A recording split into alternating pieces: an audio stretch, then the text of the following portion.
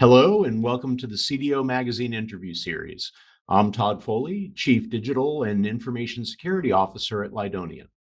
Today, I have the pleasure of talking with Jacob Loers, Chief Information Security Officer at Cintas.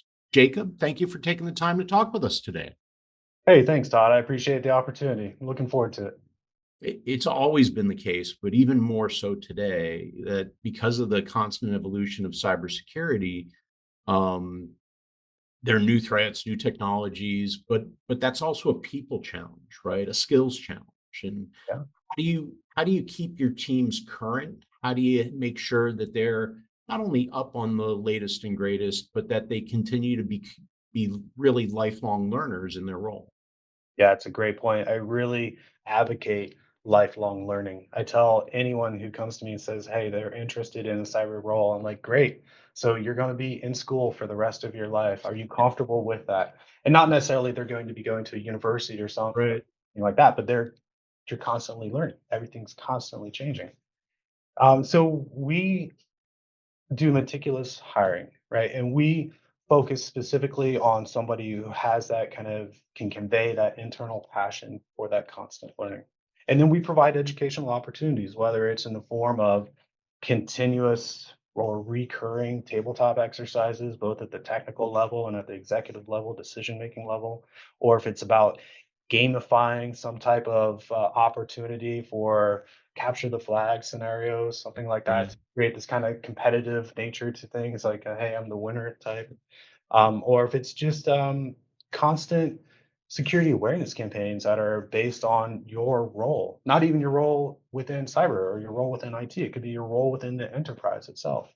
Yeah. Um, yeah, so you're 100% right. It is a lifelong learning aspect. We look for that people that has that passion to continue to evolve and to continue to grow.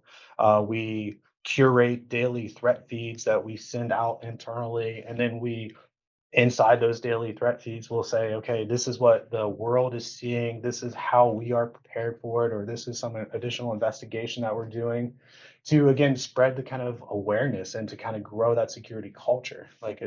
It can no longer be in the back of the brain box where just cyber is an afterthought. It has to be up front. I love that, right? And it's really um, representative of how you get started, right? The same intellectual curiosity that drove you to start doing Cisco CLI with a fixed firewall is what you built into your program, into your team. Um, You have you, to be curious to be successful in this role. yeah, and you mentioned another aspect that I want to ask about too, which is you talked about ongoing security awareness in the context of your team, and not just for their role, but for the enterprise. I think every CISO nowadays is being asked not only to drive and to check the box on it, but to really be effective at security awareness for the enterprise.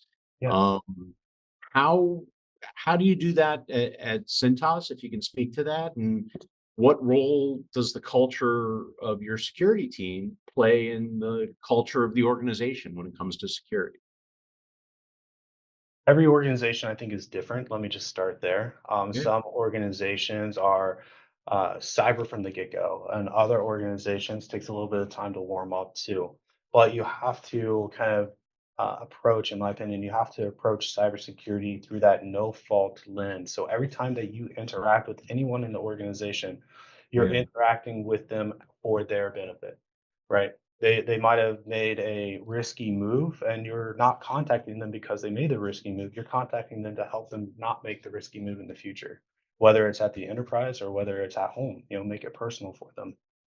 But we do more than just check the box. Check the box for cybersecurity insurance is, do you provide security awareness training once a year? Yes, we do, because we have to check the box, right?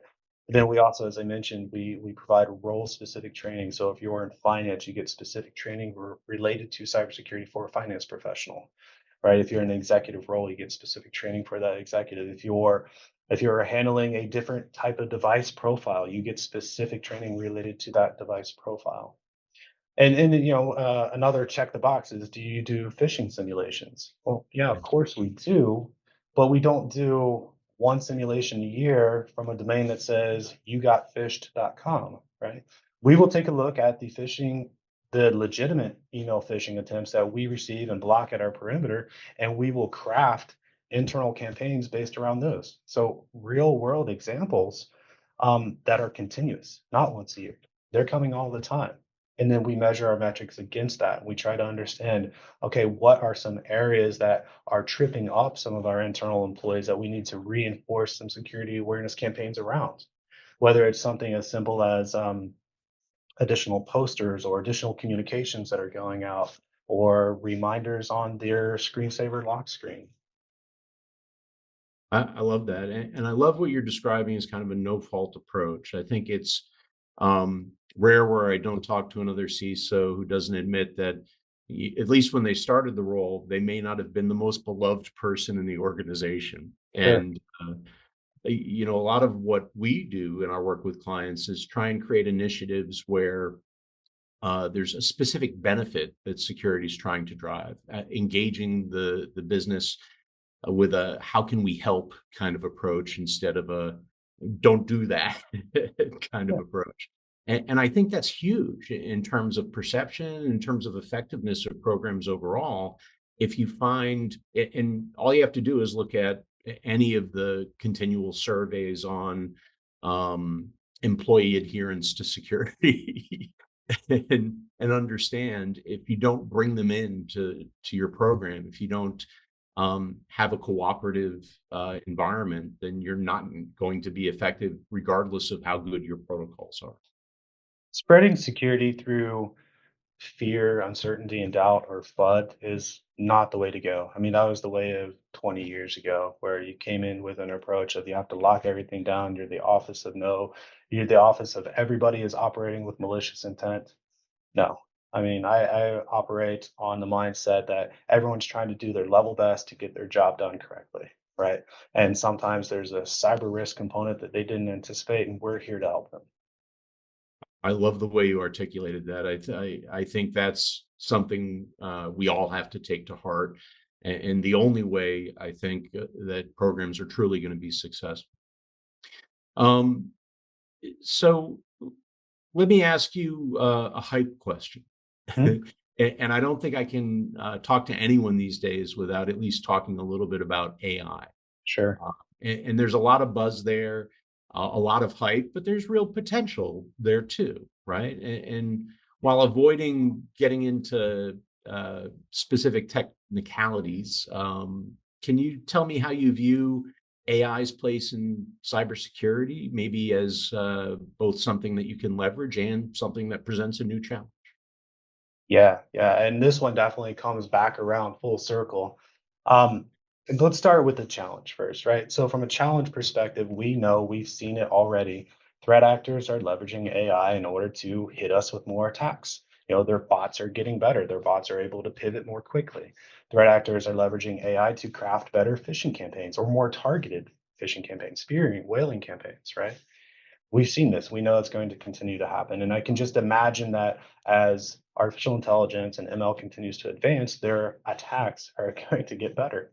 But one thing that I heard at a CDO magazine event, so to come back home at their cybersecurity summit, somebody took it from the benefit perspective. It's not so much that we need to talk about AI on how AI can help us as cyber professionals, but let's inverse it and let's talk about intelligent automation or IA.